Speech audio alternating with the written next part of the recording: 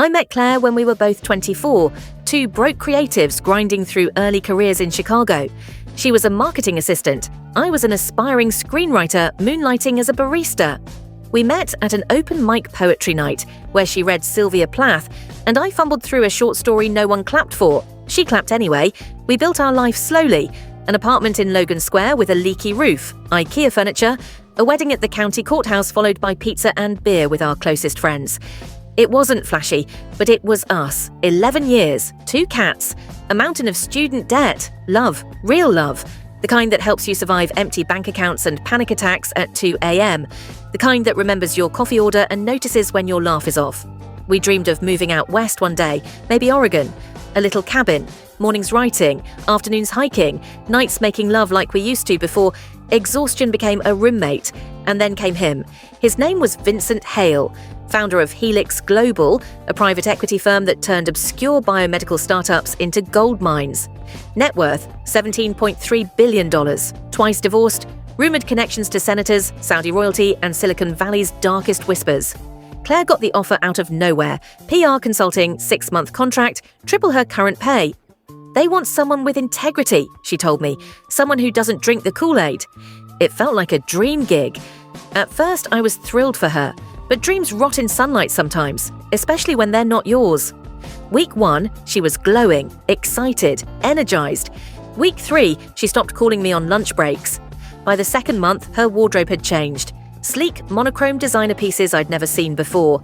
Her scent was different, a musky perfume, foreign and intoxicating, the kind of smell you remember for years after a breakup. I made jokes at dinner. "Who is she?" I'd tease. She'd smile, distracted. Sometimes I couldn't tell if she even heard me. Then came the locked phone, the late nights, the business trips that didn't show up on her calendar. I asked her once, bluntly, if something was going on. She stared at me, eyes tired. "Don't be paranoid, Aaron." But it wasn't paranoia. It was prophecy.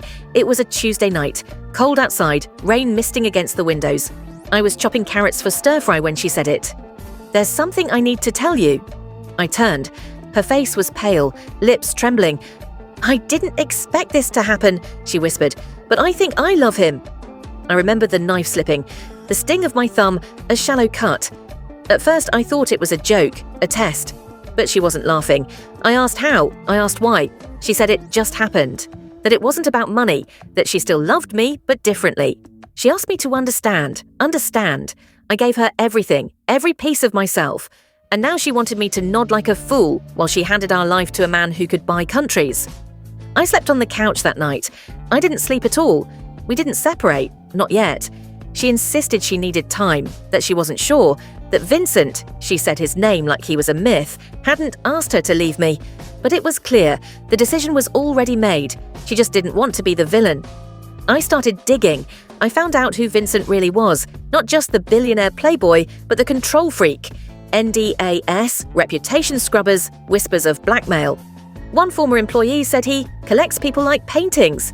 He doesn't love, he owns. And he had his sights on my wife, proposed therapy. She agreed, half-heartedly. It was a disaster. She wept during the first session, but not for us, for him. "I feel torn," she said. "He sees a part of me I didn't know existed." The therapist asked if she was still sleeping with me. She looked away. I started losing weight, drinking. My writing stalled. Every night I saw her text him. Every morning I saw guilt in her eyes that looked more like regret than love. I followed her once, to a penthouse hotel downtown. She was there for hours. I waited in the rain. One night I confronted her. "If you're leaving, just go?" She shook her head. "You don't understand. He doesn't want me to leave you." That broke my brain. "What?" She looked sick. "He said, you're important, that he needs to know who you are." Suddenly, it wasn't about her anymore. It was about me. 3 days later, I got a call. A voice I didn't recognize told me to come to an address in River North. It was a Helix property. I was led into a room with glass walls and a single chair. Vincent Hale entered like a shark in a suit. "I admire your loyalty," he said. "You're authentic, rare." He offered me a deal, a job, creative director at one of his media holdings. 6 figures, a book deal, freedom. "And Claire stays yours," he said. "On paper." "What does that mean?" He smiled. "Complicated arrangements are the foundation of all empires." I left without answering, but my skin crawled for days. I dug further. Found a burner account online, an anonymous forum of former Helix employees. They told stories of manipulation, gaslighting, and worse, women coerced into favourable partnerships. A mentorship program that blurred every ethical line. Claire was just the latest, but here's the twist. She knew. I confronted her again, with screenshots, posts, names. She broke down, told me he'd threatened her job if she spoke out, that he built her up just to own her story.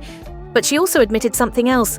I let him in, because part of me wanted to be seen, and you hadn't seen me in years.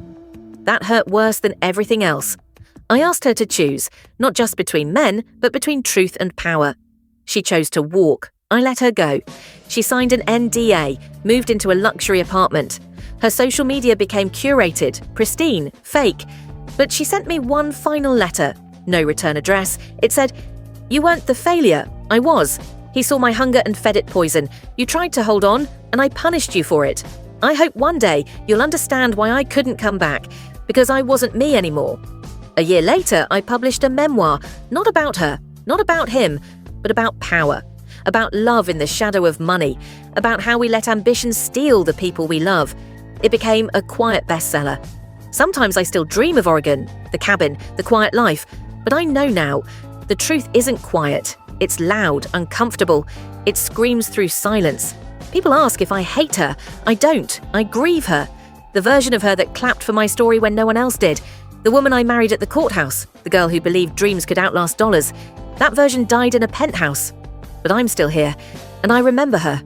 6 months after publishing my memoir, my life had gone strangely still. The book did well, better than I expected. A few speaking gigs, interviews, even a podcast series that wanted to adapt my story. But success felt hollow. My apartment was quieter than ever. Every creak in the floorboards reminded me of Claire's absence. I didn't miss her, not exactly. I missed who we were, the we that only existed before money rewrote our story. People asked about her constantly, sometimes with voyeuristic curiosity, sometimes with genuine empathy. I always gave the same answer. She chose a different path. I hope she's okay. I didn't believe it, not really. And then I got the envelope. No return address, just my name, printed in black block letters. Inside, a flash drive. No note, no explanation. Against better judgment, I plugged it into my laptop. A single file, a video, time-stamped 4 days ago. It was footage, surveillance footage, of Claire, dressed in all black, stepping into what looked like a vault, accompanied by 2 men in suits. Then, static. A few frames later, Vincent appears. He's speaking, but there's no audio. Claire looks tense. She tries to leave. One of the men grabs her arm, then the video ends. I stared at the screen, heart pounding. Why was this sent to me? And more importantly, who sent it? I called a friend, Lena, an ex-tech journalist who'd helped me research Vincent during the memoir. She traced the file's metadata, said it was routed through a private server owned by a Helix subsidiary in Switzerland. Whoever sent this, she said, had clearance. Deep clearance, she paused. Aaron, I don't think your wife left because she fell in love. I think she got pulled into something she couldn't escape from. It was what I feared, and maybe deep down always knew. Love wasn't the only currency Vincent trafficked in. I went public, released the video anonymously to a journalist I trusted. One of the few with enough credibility and enough courage to take on someone like Vincent Hale. It went viral within 48 hours, headlines everywhere. Surveillance shows, billionaire with alleged coercion victim. Aaron Roth's memoir just became evidence. Is Helix hiding a network of controlled partners? Claire's face was suddenly everywhere. I expected rage from Vincent. Instead, I got an invitation, a white card delivered by courier. We need to talk, alone, midnight, 47th floor, you owe her that much. I went. I won't lie, I was terrified. The 47th floor of the Helix Tower was more like a museum than an office.